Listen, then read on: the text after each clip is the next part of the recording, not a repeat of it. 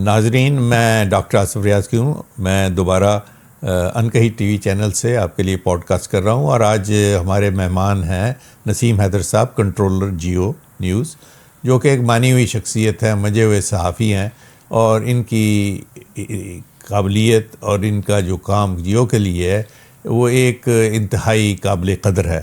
آج یہ ہمارے اسٹوڈیو پہ ہیں. ویلکم نسیم صاحب، coming to Houston. Thank you doctor صاحب. میں اس موقع پہ آپ کو اپنی کتاب پیش کرنا چاہوں گا، Taliban 2.0 post U S withdrawal Afghanistan, جو کہ میں نے لکھی ہے، اور اسے ایمبیسڈر توقیر جو ہیں پروفیسر توقیر انہوں نے اس کا فارورڈ لکھا ہے. تو مجھے امید ہے کہ آپ یہ پڑھیں گے تو آپ کو پسند آئے گی. اور چونکہ آپ نے قائد اعظم کی حوالے سے اتنی کتابیں جمع کی ہیں اور آپ نے مجھے اس کا وزٹ بھی کرایا، تو میں آپ کا بڑا ممنون ہوں کہ آپ نے ایسا کلیکشن جمع کرایا جہاں سے واپس کسی کا آنے کو دل نہیں چاہے گا.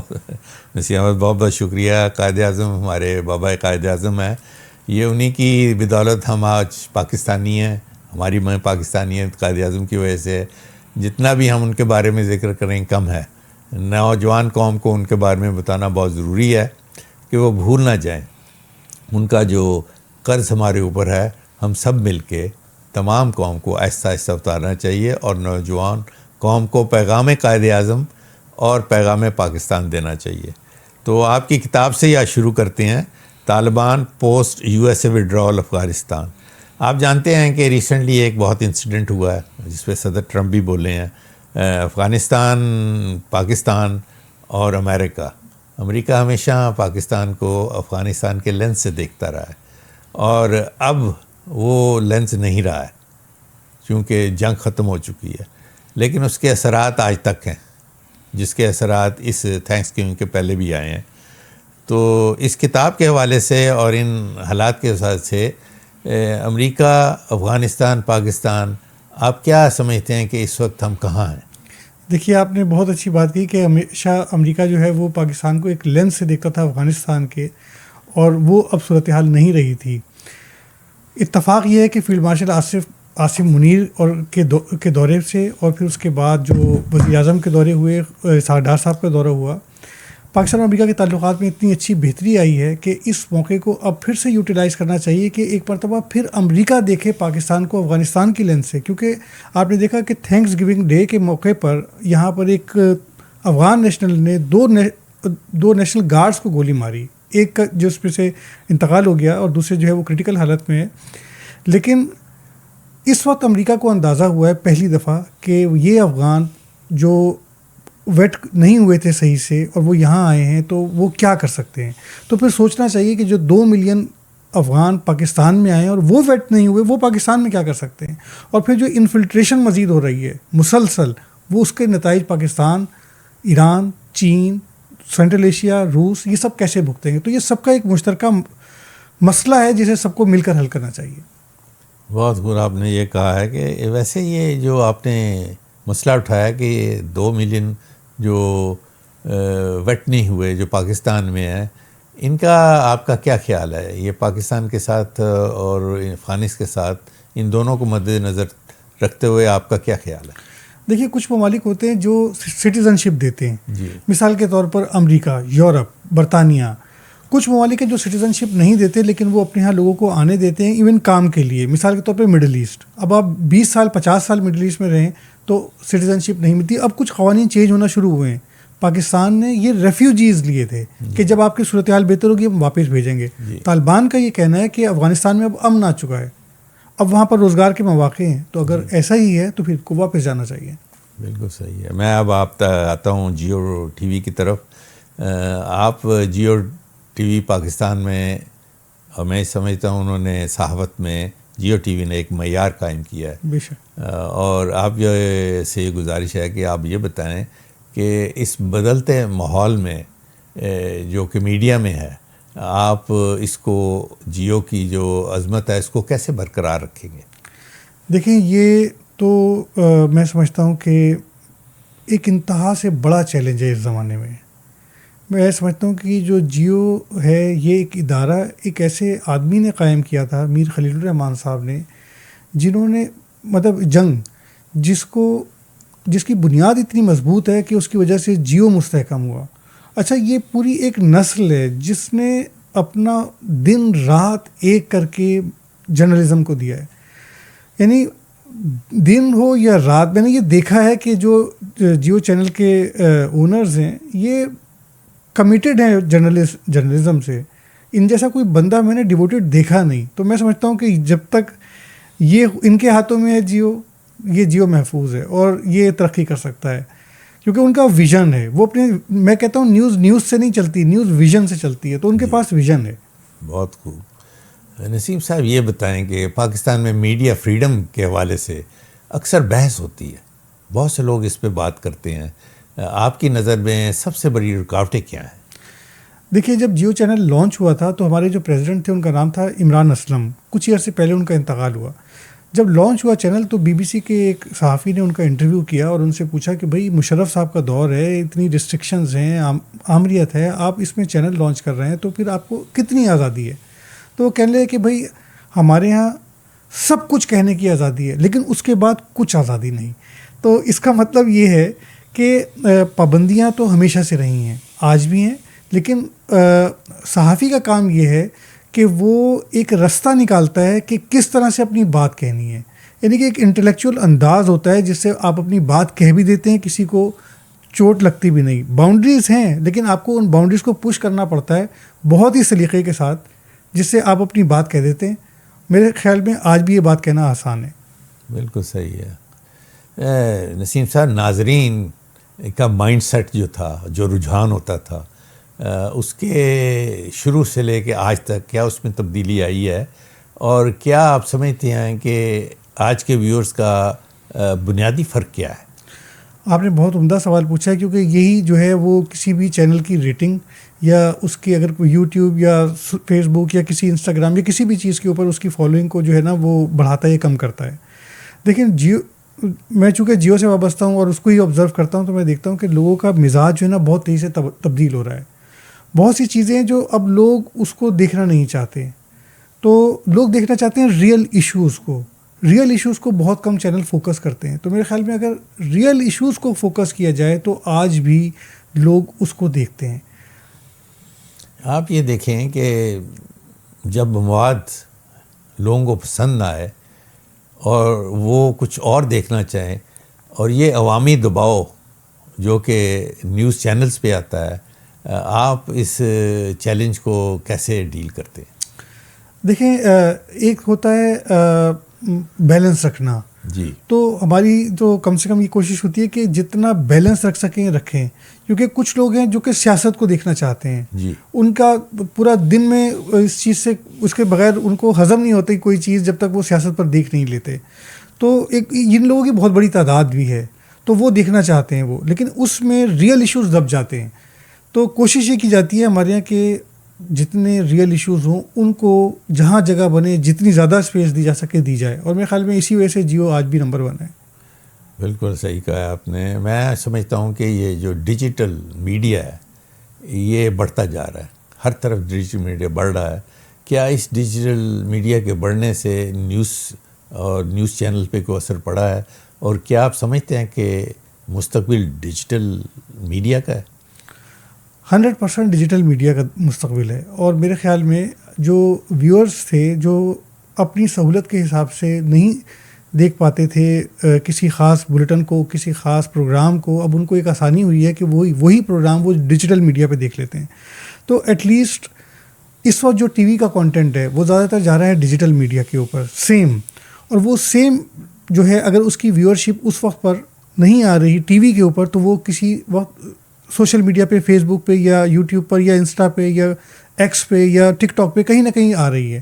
تو ایک طرح سے وہ پلیٹ فارم ٹی وی استعمال کر رہے ہیں. لیکن جس چیز کی اب ضرورت ہے وہ یہ ہے کہ ڈیجیٹل میڈیا اپنا پلیٹ فارم الگ سے کنٹینٹ کریٹ کر کے ڈیولپ کرے تاکہ وہ لوگ زیادہ دیکھیں گے. یہ بتائیں کہ جیو نیوز کے رپورٹر اور جو اینکرز ہیں ان پہ جو بڑھتا ہوا دباؤ ہے یا ان پہ جو اتنی تنقید ہوتی ہے، اس کو نپٹنے کے لیے آپ کی کیا حکمت عملی ہے؟ دیکھیں، پالیسی کے حوالے سے تو میں اس میں کچھ نہیں کہہ سکتا، لیکن جو ایک ہمارے یہاں ایک رواج ہے وہ یہ ہے کہ دیکھیں ہمارے یہاں چیلنج کو نا لیا جاتا ہے. ہمارے یہاں یہ اس چیز کی آزادی ہے کہ آپ اسٹوری کو بالکل اس کو فالو کریں جرنلسٹک لحاظ سے، کوئی پریشر نہیں. آپ جتنی سخت خبر ہے مسئلہ نہیں, لیکن اس میں اوتھینٹسٹی کا ایک پہلو ہے, اس کو جج کیا جاتا ہے, وہ ٹھیک ہے پھر سب ٹھیک ہے. بہت خوب. آپ یہ بتائیں یہ جو پاکستان میں اتنے ڈیجیٹل اور اتنی نیوز پیپر ہیں, ان کو ٹیکنالوجی کے لحاظ سے اپ گریڈ کرنے کی ضرورت ہے؟ بہت زیادہ ضرورت ہے, لیکن یہ نہیں ہو پا رہا. اس کی وجہ بھی ہے ایک, اس کی وجہ یہ ہے کہ جو ٹی وی کا کانٹینٹ ہے اس میں جو جدت لائی جانی تھی وہ نہیں لائی جا سکی. ایک وجہ یہ بھی ہے کہ اس میں انویسٹمنٹ کم کر دی گئی ہے. اگر اس میں انویسٹمنٹ بڑھائی جاتی تو پھر اس کو کئی گنا بہتر کیا جا سکتا. جیسے یورپ میں ہے, امریکہ میں ہم ٹی وی دیکھتے ہیں, وہ بالکل ایک الگ جگہ پہ لے گئے. جیسے CNN نے ہولوگرام استعمال کیا آج سے کئی سال پہلے, ہمارے یہاں آج تک تصور نہیں ہے. اب اس چیز کو لانے کی ضرورت ہے تاکہ ہم اگلے جو صدی ہے اس میں صحیح سے قدم رکھ سکیں, جو کہ اب ہے. بالکل آپ نے صحیح کہا ہے. آپ یہ بتائیں کہ آج کل نیوز میں, فیک نیوز میں, غلط معمولات میں بڑی برمار ہے. جیو نیوز فیکٹ چیک کرنے کے لیے کیا سسٹم استعمال کرتا ہے؟ دیکھیے میرے خیال میں اس میں بھی جیو کو ایک طرح امتیاز حاصل ہے کہ انہوں نے ایک پورا نظام بنایا ہے کہ فیکٹ چیک. کیونکہ سوشل میڈیا پہ بعض اوقات ایسی خبر آتی ہے, کسی اور چینل پہ ایسی خبر آتی ہے جو حقائق سے بالکل برعکس ہوتی ہے.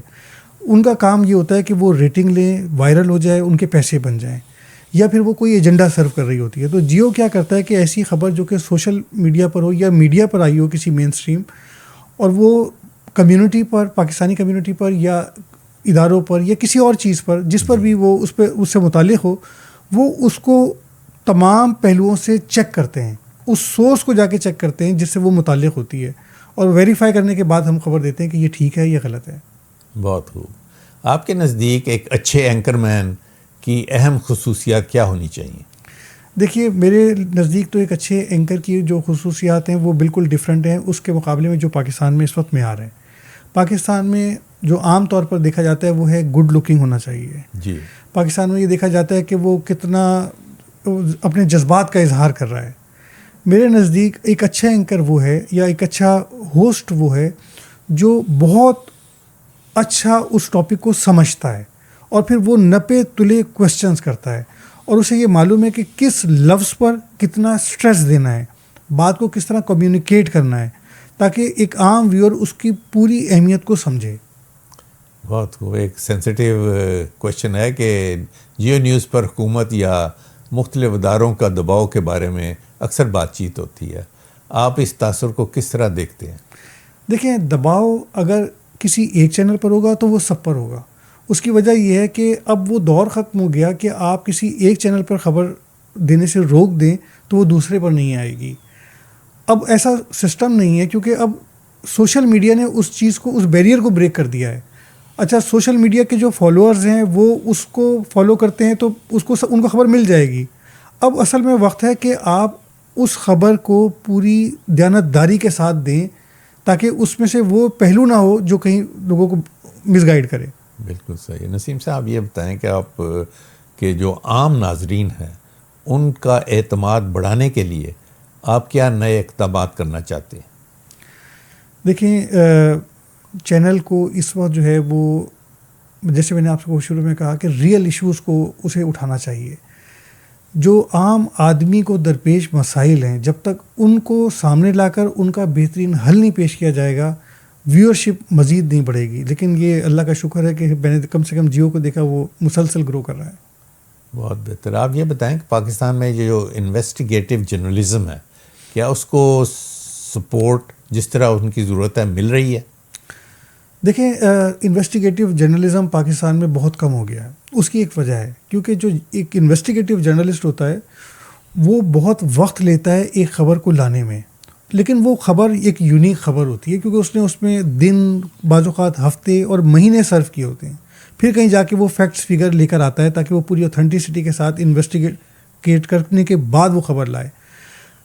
عام میڈیا کے ادارے ایسے جرنلسٹ کو افورڈ نہیں کر پا رہے اب, کیونکہ اگر وہ ایک خبر لائے گا یا 2 خبر لائے گا مہینے میں تو 24/7 کا چینل کیسے چلے گا. تو یہ ایک چیلنج ہے جس کو ایڈریس کرنا مشکل ہے. جی نسیم بھائی یہ بتائیں کہ نوجوان صحافیوں کے لیے جیو نیوز کی کوئی ٹریننگ پروگرام یا کوئی ایسا موقع فراہم کرنے کا کوئی سسٹم ہے؟ بالکل ہے. جیو میں سب سے امپورٹنٹ چیز یہ ہے کہ جو ینگ بلڈ ہے وہ مسلسل انڈکٹ ہوتا ہے. جو 22 ایئرس سے میں نے دیکھا ہے کہ جیو میں مسلسل ینگ اور انرجیٹک بلڈ آ رہا ہے. اچھا اس میں جو کچھ لوگ ہوتے ہیں جن کو جو سمجھتے ہیں کہ میں جیو میں آ جاؤں گا تو بہت بڑا ترم خان بن جاؤں گا. جیو میں آنے سے آپ کو ایک پلیٹ فارم ملا ہے, لیکن اب آپ اپنی صلاحیت کو خود پالش کر کے دکھائیں گے کہ میں کیا ہوں. تو کچھ لوگ جو آتے ہیں ٹاپ یونیورسٹیز کے جو لوگ ہیں وہ ہر سال انڈکٹ ہوتے ہیں ایز اے ٹرینی, لیکن 2 مہینے 3 مہینے وہ کام کرتے ہیں تو اندازہ ہو جاتا ہے کہ وہ کتنا سنسیئر ہے اپنے پروفیشن سے. ان میں سے جو ٹیلنٹڈ ہوتے ہیں وہ ہمیشہ جیو انہیں اپنے پاس رکھ لیتا ہے کیونکہ وہ ایسٹ ہے.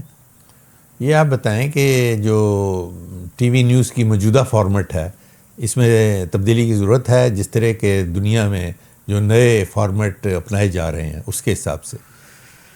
دیکھیے بالکل اس کی ضرورت ہے, لیکن اس کے لیے انویسٹمنٹ چاہیے, اس کے لیے ٹریننگ چاہیے, اس کے لیے جو لوگ ہیں ان کو ان تمام چیزوں سے کو سیکھنا چاہیے. اب اس کے لیے ایک بڑی انویسٹمنٹ کی ضرورت ہے, تو بہت سے چینلز یہ نہیں کر پا رہے.